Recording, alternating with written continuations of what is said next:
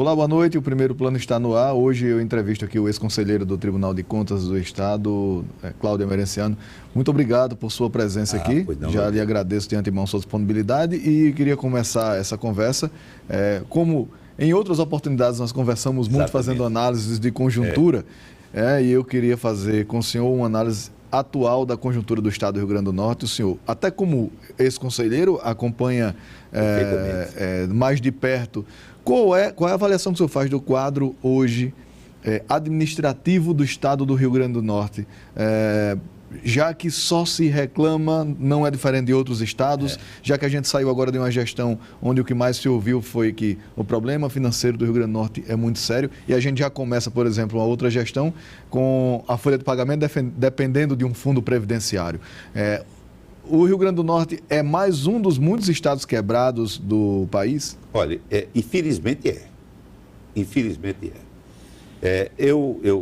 Veja bem, desde a presidência de John Kennedy nos Estados Unidos, que se estabeleceu que um novo governo não deve ser avaliado senão depois de seus primeiros 100 dias. Tanto é que há um livro sobre Kennedy, Os 100 Dias da Casa Branca. Então, eu vou aplicar aqui, eu não vou julgar o atual governo. Ninguém deve julgar. Agora, o que eu acho é o seguinte, está faltando a opinião pública, a população saber o seguinte, aqui veio o atual governo. Ou seja, o atual governo precisa dizer o seguinte, tem que conter o Estado assim. Primeira coisa. Outra coisa, qual é o plano do governo? O que é que o governo vai fazer? O governo tem que, com sinceridade, dizer, com o recurso de que eu disponho, de que com a previsão reavaliada da receita do Estado, incluindo o fundo de participação, veja bem, é preciso que o governo diga isto. Outra coisa, qual é a proposta de reforma administrativa? Eu ainda há pouco conversava, antes dessa entrevista, com o deputado Zé Dias, e fiz uma pergunta ao deputado Zé Dias. É que eu li, há umas 2 semanas atrás, no Novo Jornal, uma entrevista do atual secretário, que é de Planejamento e de Administração, revelando que o executivo, só o executivo, o poder executivo, tinha para prover, para nomear, se a informação foi equivocada, ou foi do secretário, ou foi do jornal, não é minha. Que o poder executivo dispõe em sua estrutura de 1.853 cargos para serem providos. Se isso é verdade, eu pergunto, essa estrutura deve ser mantida? Nós devemos, ou se deve enxugar a estrutura do Estado? Veja o caso do Poder Judiciário, por exemplo. O Poder Judiciário extrapolou a lei da responsabilidade fiscal. O Tribunal de Contas, veja bem, por uma delegação de poderes da lei da responsabilidade fiscal, que é uma lei complementar à Constituição Federal, portanto é a própria Constituição, o Tribunal de Contas deliberou que o Tribunal de Justiça, o Poder Judiciário, deveria adotar providências X, Y e Z para, portanto, reenquadrar-se nos limites prudenciais da lei da responsabilidade fiscal.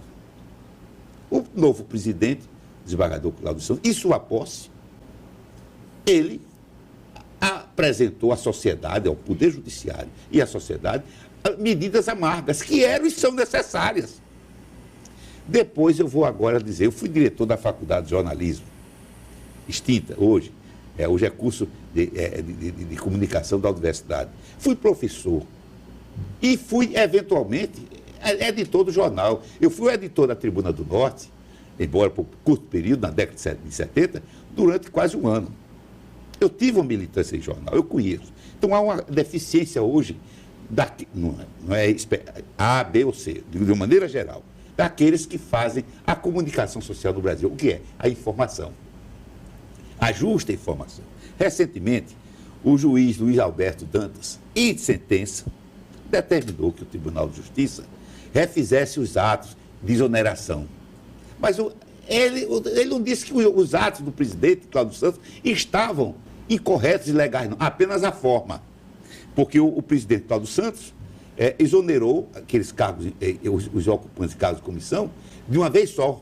Então entendeu o juiz que, pela lei, os atos devem ser individualizados. Mas em nenhum momento o juiz, na sentença, disse que o presidente do Tribunal de Justiça errara, nem que o Tribunal de Contas estava errado. Mas as manchetes foram: juiz reforma a decisão do Tribunal de Justiça e também do Tribunal de Contas. Não é verdade. Vejam bem. O que acontece? O desembargador Carlos Cláudio Santos, em entrevista na televisão, a uma corrimã de vocês, declarou, antes de ontem, que os níveis salariais dos servidores do Tribunal de Justiça são os maiores do Brasil, incluindo o Tribunal de Justiça de São Paulo. Se isso é verdade, alguma coisa está errada. Será que o Estado do Rio Grande do Norte é um Estado bilionário? Eu quero dizer... Que teria condições de manter uma estrutura como essa? Eu quero dizer de antemão que eu tenho uma aposentadoria antes que...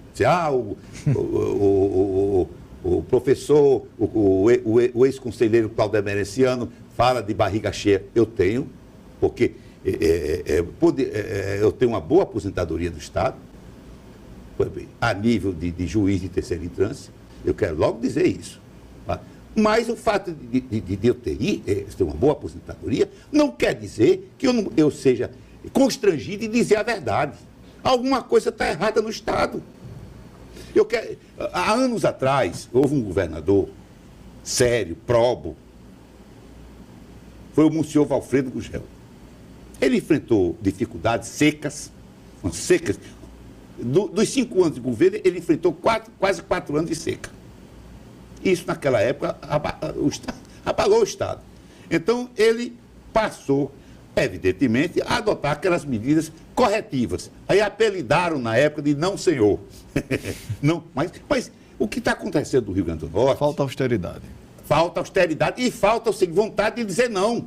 Ninguém quer dizer não a ninguém. Agora, o senhor questionou aqui, por exemplo, que até há uma falha da forma de comunicar isso. É verdade. E aí eu lhe pergunto também, não há, de certa forma, uma passividade política em termos de oposição? Eu lhe pergunto isso porque esperava-se que não só os jornalistas têm esse papel. Acho que a oposição ela é sempre saudável. O Rio Grande do Norte hoje perde por não ter uma referência de oposição? Concordo com você, plenamente.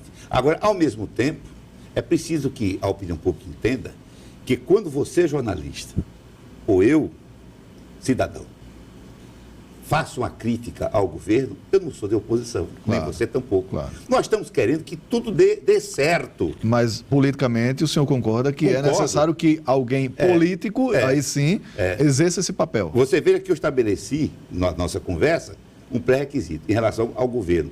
Não se julga um governo antes da conclusão naquele período, digamos, de namoro, de noivado, dos 100 dias. De modo algum, eu não estou julgando. Agora, por exemplo, eu como cidadão, eu posso cobrar do governo um plano de governo. Eu posso cobrar saber do governo como é que ele vai enfrentar isso que está aí. Isso aí eu posso. Porque cada vez que Cláudio Emerenciano faz qualquer compra, eu estou pagando ICMS. Consequentemente, eu pago imposto. Como você também paga, e qualquer pessoa que viva no Rio Grande do Norte. Então, como cidadão, eu posso honradamente, criteriosamente e isentamente, não é reclamar, não é criticar, mas pelo menos questionar. Professor Cláudio, o senhor acha que, vamos para o âmbito nacional agora, vamos fazer uma análise. O senhor acha que hoje o Brasil tem condições de enfrentar um processo de impeachment? Essa pergunta o senhor responde em 1 minuto, a gente vai para um breve intervalo, já a gente volta.